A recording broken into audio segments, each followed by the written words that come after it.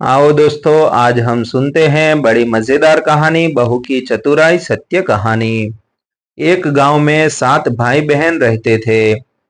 6 तो भाई और 7वीं बहन। उसका नाम बीरणबाई था। अब उसके माँ बाप तीर्थ जाने लगे तो माँ ने भौजाइयों को बुलाकर कहा, तुम मेरी लाड़की बीरणबाई को सुख से रखना और कोई भी काम इससे मत कराना। भौजाइयाँ कहने लगी, सासू जी, हम तो आपके सामने जो कुछ कहना हो कह देती हैं, पर आपके जाने के बाद हम कुछ भी नहीं कहती। धन घड़ी धन भाग हमारे तो केवल एक नडन बाई है, 10 5 तो नहीं है, और फिर वह तो अपने भाइयों से भी अधिक लाड़ से रही है। माँ बाप तीर्थ चले गए। इधर सब भाई अपने अपने काम से बाहर जाते। एक दिन सब भाई इसी तरह बाहर गए हुए थे। भौजाइयाँ बोली, चलो हम सब मिलकर पीली मिट्टी खोद लाए। ननद उत्साही थी, बोली, हाँ भाभी, चलो जल्दी ले आए। सबकी सब पीली मिट्टी लेने गई। भौजाइयाँ खोदती तो पीली मिट्टी निकलती और ननद खोदती तो मोती निकलते। भौजाइयों ने पीली मिट्टी की टोकरी भरी, ननद ने मोतियों की। भौजाइयों ने देखा तो जल गई। मन में कहने लगी, राण न जाने क्या जादू जानती है, घर पर भी न जाने क्या टोना टोटका करेगी। फिर वे कहने लगी, भाई तुम यही खड़ी रहो, तुमसे यह टोकरी नहीं उठेगी। हम अपनी टोकरियां खाली कर आए, फिर तुम्हारी ले चलेंगी। वे जाने लगी। बीरण बोली, नहीं भाभी, मैं भी चलती हूँ, उठा लूंगी। नहीं भाई, तुमने इतना बोझ कभी नहीं उठाया। तुम्हें कहीं कुछ हो गया तो तुम्हारे भाई हमें खा जाएंगे। तुम तो थोड़ी देर यहाँ खड़ी रहो, हम अभी आती हैं।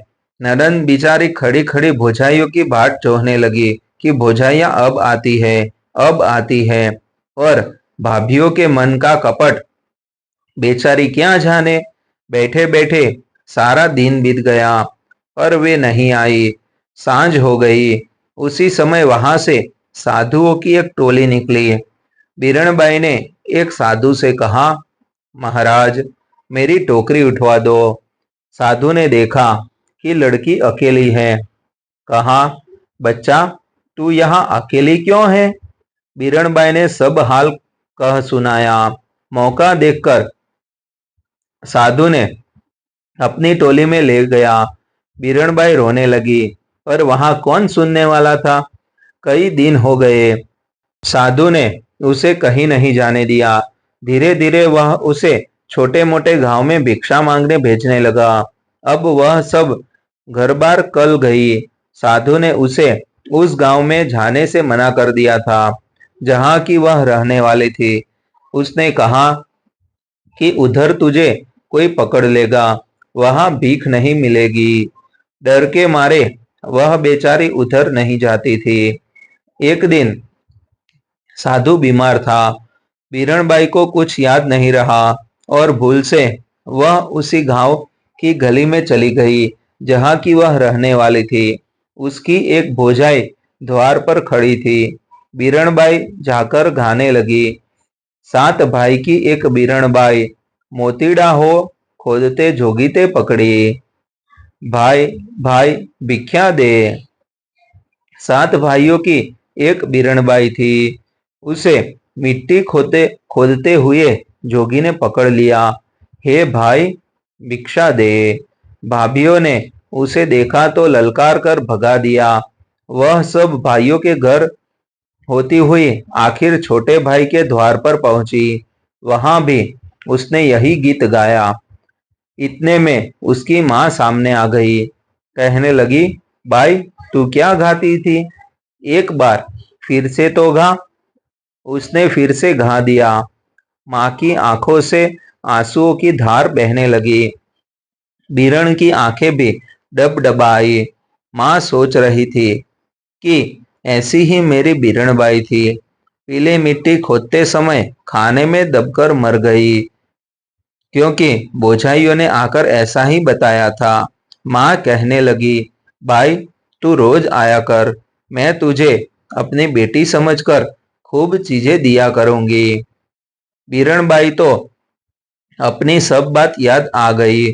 उसने सारा हाल कहा तो माँ बेटी मिलकर खूब रोई। इस प्रकार बीरणबाई फिर अपने घर आ गई। अब माँ बाप ने उसका ब्याह करने का विचार किया। उधर साधु को मालूम हुआ कि बीरणबाई अपने घर चली गई है, तो वह अच्छा होने पर वहां आया। उस समय बीरणबाई की सगाई हो रही थी। साधु बोला, सगाई तो करो, पर चेली तो मेरी है। जब उसका ब्याह हुआ तो साधु आकर फिर कहने लगा, ब्याह तो करो, पर चेली तो मेरी है। ब्याह पूरा हुआ और बीरणबाई अपने ससुराल जाने लगी। साधु फिर आया और कहने लगा, लाडो तो ले जाओ, पर चेली तो मेरी है। इस तरह साधु बीरणबाई के पीछे पड़ गया। बारात घर पहुंची तो वहां भी साधु आकर कहने लगा, बारात तो आई, पर चेली तो मेरी है। जब इस प्रकार साधु बीरणबाई को जगह जगह छेड़ने लगा तो बीरणबाई घबराई। उसने कहा, ओ प्रियतम, ओ सास जी, मुझे 7 ताले में बंद करो, नहीं तो यह साधु मुझे पकड़ जाएगा। बीरणबाई को ससुराल वालों ने 7 तालों में बंद करके सुलाया। अंधेरी रात थी। रात को खड़का हुआ। बीरणबाई जागी। उसने कहा, पहला ताला टूटा, सास जी जागो। दूसरा ताला टूटा, ससुर जी जागो। तीसरा ताला टूटा, जेठ जी जागो। चौथा ताला टूटा, जेठानी जी जागो। पांचवा ताला टूटा, देवर जी जागो। छठा ताला टूटा, देवरानी जी जागो। सातवां ताला टूटा, प्रीतम जी जागो। इस तरह बीरणबाई ने सबको जगा दिया। उसी समय साधु ने 7वां ताला तोड़कर बीरणबाई के कमरे में प्रवेश किया। सबने मिलकर उसे पकड़ लिया और उसकी ऐसी मरम्मत की कि फिर उसने सभी कभी उस ओर आने का साहस नहीं किया। बीरणबाई अपने घर में सास ससुर की सेवा करती हुई आनंद के साथ रहने लगी। किस्सा था सो पूरा हो गया। सुनने वाले बूढ़े हो गए। दोस्तों, एक ऐसी नई नई कहानी देखने के लिए हमारा चैनल आप सब्सक्राइब कर लीजिए और वीडियो को लाइक और शेयर अवश्य कर दीजिए।